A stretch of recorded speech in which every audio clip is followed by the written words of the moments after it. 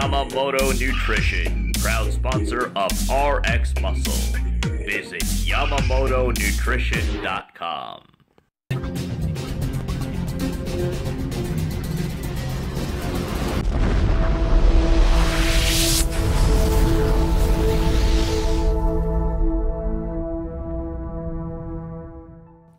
Welcome back to Live With, brought to you by Yamamoto Nutrition.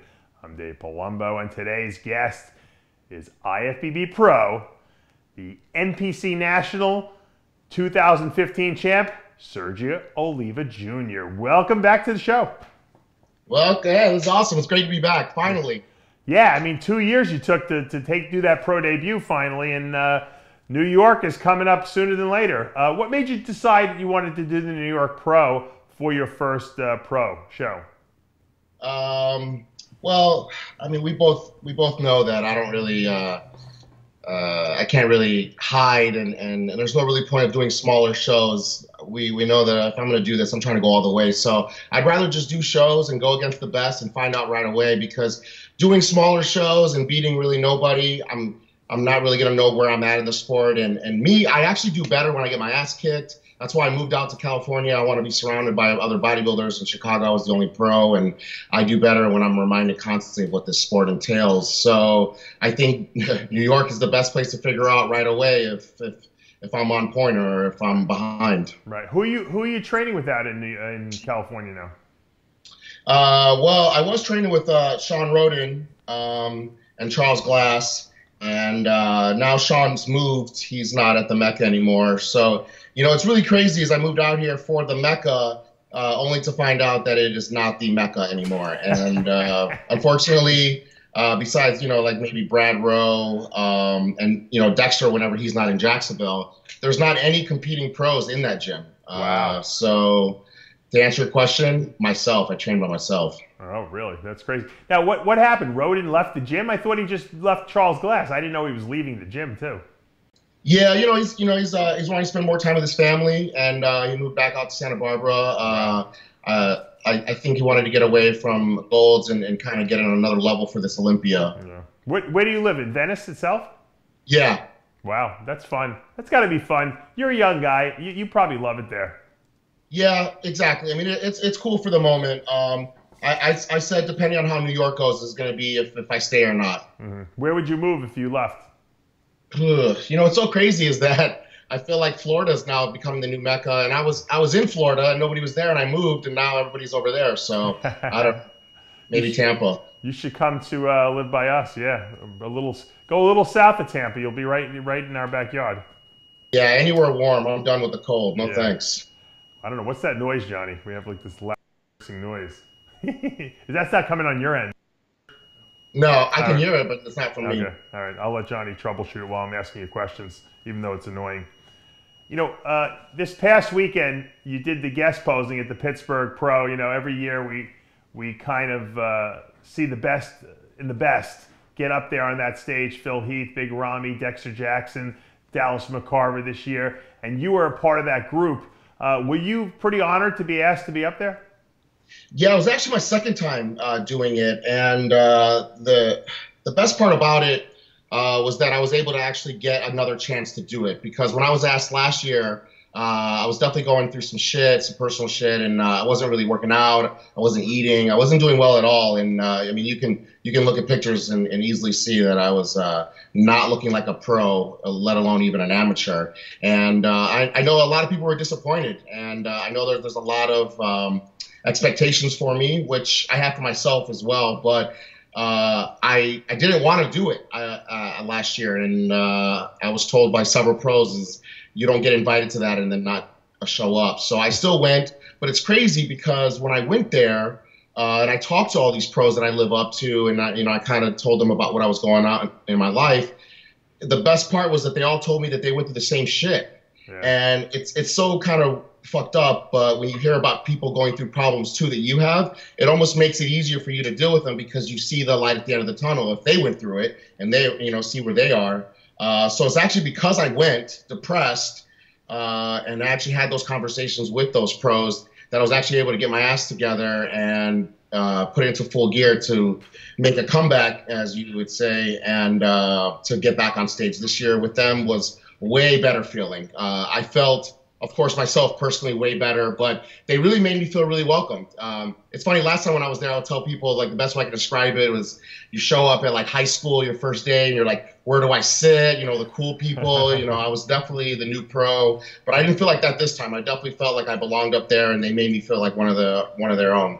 Now, what was that? I saw you and Dallas McCarver. Johnny just had it up on the screen. Made this crazy leap on the stage. It almost looked like you guys rehearsed it. You did it at the exact same time.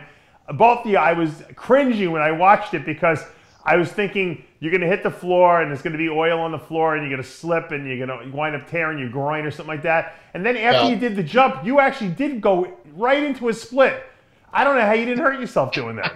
Yeah, I mean, that definitely probably wasn't the smartest thing, but that's Dallas's thing. You know, he hits that in his routine, and we're out in the crowd, and he's like, hey, let's have a jump toe competition, and I'm not the best at saying no to competition, so I was like, yeah, sure, let's do it. He goes surprisingly high for his body weight. I mean, the guy like that, man. White man cam jump. I couldn't believe it. He's in a layout split almost in this. I don't know how he's doing it. Yeah, I don't know how he did it either. He outweighs me like 60 pounds. He's a monster. Yeah, he looks like Marky Mark in that, Mark Wahlberg in that. I know. Someone said he looked like Matt Damon on steroids. But I got to be honest, you look exactly like Phil Heath. You guys look like you could be brothers. You know, it's crazy. You know what I'm gonna know when I finally made it in this sport is when someone says that someone else looks like me. My whole life I look like my dad, Flex Wheeler, Phil Heath, and God, these people are all people I'd love to be compared to. Unfortunately, we're talking about the neck up, and we're not talking about the neck down. Yeah. That's the problem. But sure, I'll take it. When people say you look like someone else, you're going to be old, so you don't want that happening. Right now, you're young. That's why people are comparing you to other people. Believe me, I know. People say, "Oh, Dave, you look. This guy looks just like you." That's because I'm old. I've been around a long time. Now, you decided to take 2 years to make this pro debut. Most people don't do that anymore. We don't see that. A lot of people jump right in, especially since you had the size. You won the super heavyweight class at the Nationals and the overall. Why did you take off the extra time? And was it because your head just wasn't in the right place, or was it because you felt you needed time to grow?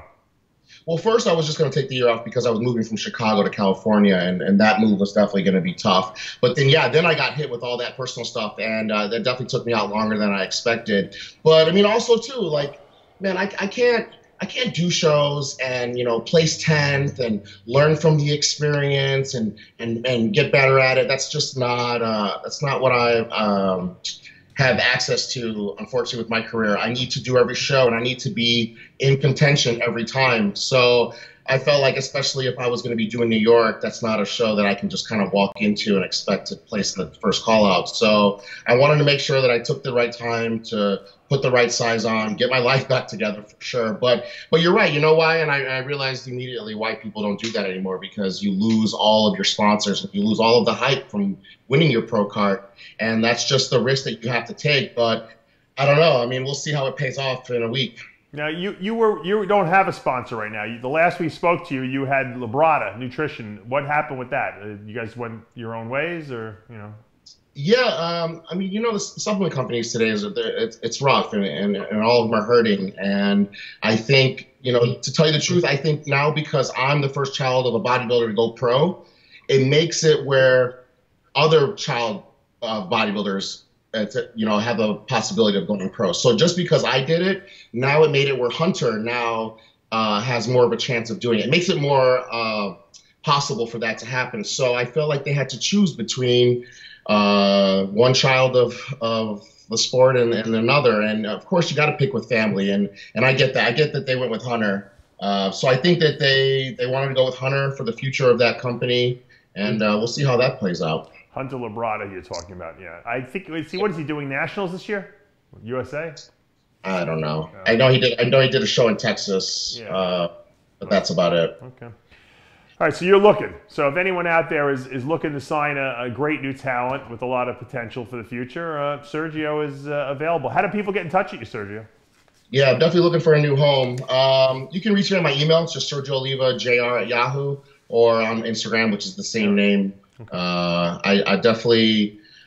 My whole thing is that I want to be with a company my whole career. I see a lot of pros and they switch companies almost every competition sometimes. And my whole thing is that, one, I want to be loyal to somebody and I want to stick with them all the way. So I definitely want to find somebody here pretty soon. But you know what? I get it. You gotta earn your shit. And that's what I'm hoping I'm going to do is when I go into New York is I'm going to prove a lot of people wrong, and I'm going to show a lot of people that I am the future of this sport, and I do believe that. Unfortunately, I am a little bit behind on where I should be because New York's going to be cool because I'm going to go against people like De La Rosa and Juan Morel and people that I was going toe-to-toe with at Junior Nationals. You know, I actually beat Juan Morel, and now I had to sit back and watch their careers take off, and they're doing amazing. So I feel like doing this competition here in a week is going to either put me right back into that place in that contention, or it's not.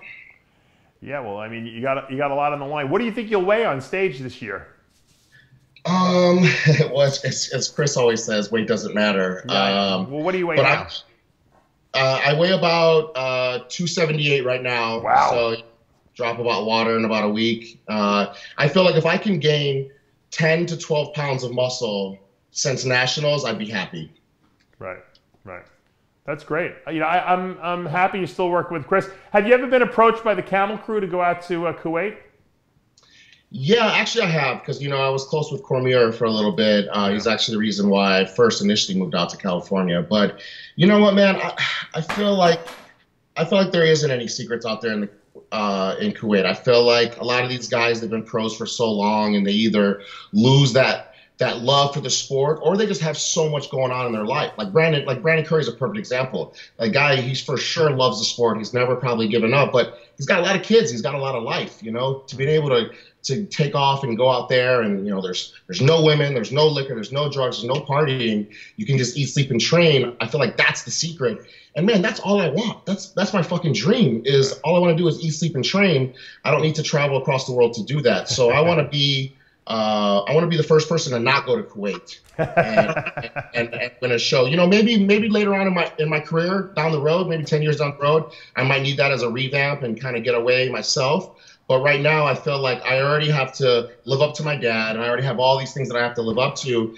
If I were to go to them before I've even done a pro show, I feel like it would have been them that made me and not myself. Yeah. Well, you just got married this past December also, so you gotta nurture that wedding, you know, that relationship with the wife. Yeah. Meanwhile, then she gets stuck in Australia, so now you got to try to get her out of there as well. So I mean, you got a lot of stress in your life. It's crazy. Yeah. You know what? Maybe I keep telling myself if I win in a week, maybe that's what I need in my life. Maybe I need shit going on in my life to make me work harder, because, man, this is the hardest prep ever. Of course, every prep is going to be the hardest going into a pro show physically, but just personal shit, this has been the hardest, you know, and now this is the first time I'm doing a prep by myself. I don't have my spouse with me, and, you know, she's struggling out there too, because I need to make money to be able to get her back. Now, why is she stuck in Australia? Explain to our viewers, they might be confused. Yeah, so she had some family issues that she went out there to go help her mom with, and now because of our wonderful president, she's not allowed to come back without a green card. That's crazy. That's crazy. So now we have to go through that whole process. It's not like she can just come and then we start the process. It has to be done before she can come back. Yeah. Where did you get married?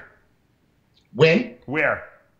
Here in California. We just went to the courthouse. I said that, you know, after we kill New York and maybe the Arnold, that we would actually have like an actual real wedding, get out of here, go out to a different country or something. But it was just us. We just went to the courthouse and got it done. I don't blame you. I did the same thing. It's way easier, you know. And yeah, we had a prep to get ready for. That was the least of our worries. And, you know, it was more her idea than anything. Oh, good. All right. Well, you know, at least you're married now, and hopefully, you know, you'll get her back pretty soon. You got New York coming up. I know you'll have Chris there. We'll be there, actually, rooting you on as well. And, you know, I think that this is a great opportunity for you to make a big, you know, splash for yourself. Like you said, and I said this before to Chris Bumstead, who told me he's skipping New York. I said, you can make it in New York. You can make it anywhere. You know, that's the Big Apple. It's a lot of publicity.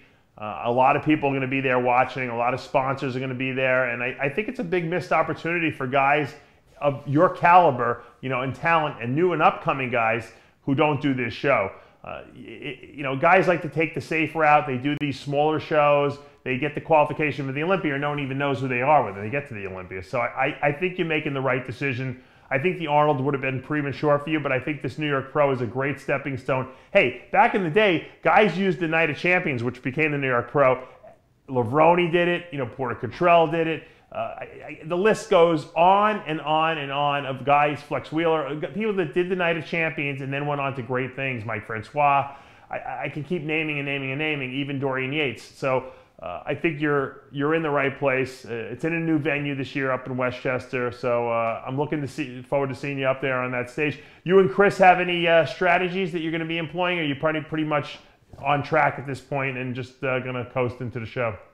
Yeah, I feel really good about going into the show. And just to touch on what you were saying, too, is I do feel like I'm actually a really big historian of the sport, especially with my age group. I talk to some guys that are my age, and they can't name a Mr. Olympia past Dorian Yates. And I feel like being a part of that history of Night of Champions, and just Bev and Steve alone, and just what they've done with the sport, if I could put my name in that and etch that into stone, that's just insane. But with the plan going into New York, it's crazy to say, but I'm actually going to be one of the smallest guys going to the show because I am taller than most people. I am 5'11", so we don't have to worry about playing the size game. I'm just trying to come in as conditioned as I can. I think Akeem's is gonna weigh like 50 pounds more than me. He's a monster, so there's no point of even worrying about playing the size game. I feel like if I can come in and catch a couple of these guys on condition, I feel like that's what they're looking for right now in the sport anyway, is condition. Conditioning always wins shows, I always say it. Let me ask you a question. I see that Victory clothing line. Is that yours? Yeah, actually, that's something I started. I named it after my dad's pose. Right. So I've been trying to get that going. I like it. Can you send me a T-shirt? Yeah, of course. You got it. All right. Yeah, bring it to New York with you. You can give it to me. They don't have to ship it. Yeah, I'll make a small size for the puppet too. Well, you can make a small size for my son. He'll yeah, absolutely. Sorry, we don't make it for snakes though. So they don't have any arms, so that kind of would be hard to keep it on them. But yeah, I'm an extra large. I think Johnny's an extra large too. We'll definitely wear your stuff. I like it. You got some nice style to it. Who picked out all these? Who picked out all the styles? Is that you? Yeah. Me and a buddy. He's in Tampa. And he's another just really big fan of the sport. And man, you know what? It's just with so many clothing lines, there's so many, and I feel like so many people just make such bullshit. It's either shitty ass clothes, or I just want clothes that fit and are comfortable. And I'm gonna start, after I've established myself as a pro, I want to start putting my dad on shirts and stuff like that. I think that'd be really cool. That's something that he really didn't tap into. And you can buy really all these old Olympians, but there's not really anything of my dad. And I think that would be really cool. There's a lot of people in the sport that were around when my dad was competing, and they may not be around for too much longer. And I feel like this would be really cool. The clothing line, seeing me compete. My favorite story is when people come to tell me how they were at that 84 Olympia and they saw me being held up. I can't even imagine how that would feel to now in New York, which is crazy because that's where I was held up. Now I'm making my pro debut. So I just think just the history of the sport, even if it wasn't me and I was, someone else, an ex-spectator and spectator looking at from the outside, I would be really interested to see where everything's going to go with this sport. I like the clothing line because it's simple. It's Victory. That's it. That's the name of the clothing, and it's on everything. And you got some cool styles. And I think stick with it, because you know what? Look, I've started a lot of businesses, and people told me, you're crazy. And a lot of the businesses made no money. I sold nothing for years. A little here, a little there, and then all of a sudden, just because I was persistent with it, it caught on. So I think you got something there. That's something that you own. That's yours. No one has to hire you or fire you. You're the boss. I think that you should nurture that. And I guarantee if you win New York, everyone will want one of those shirts. Thanks, Dave. Yeah, that means a lot for sure. And that's what I want to embody. The victory. Even just that pose alone, there's a reason why, 3 guys have been able to hit it since my dad, justifiably. And who are those 3 guys? Who would you say? Well, Lee Priest, right. Brandon Curry is really good about it. I definitely am going to want to hit it next to the Keem in New York. That's for sure. Dillette was pretty good with the oh, yeah, for sure. Yeah, he's a monster. Well, take us out. Give us a victory pose. Take us out of the interview, and we'll wrap this up. Give me a quickie. For you, Dave. There it is. Sergio Oliva Jr. getting ready for New York Pro in less than 2 weeks. That's going to take us to the end of another episode of Live With, brought to you by Yamamoto Nutrition. I'm Dave Palumbo, and we'll see you next time.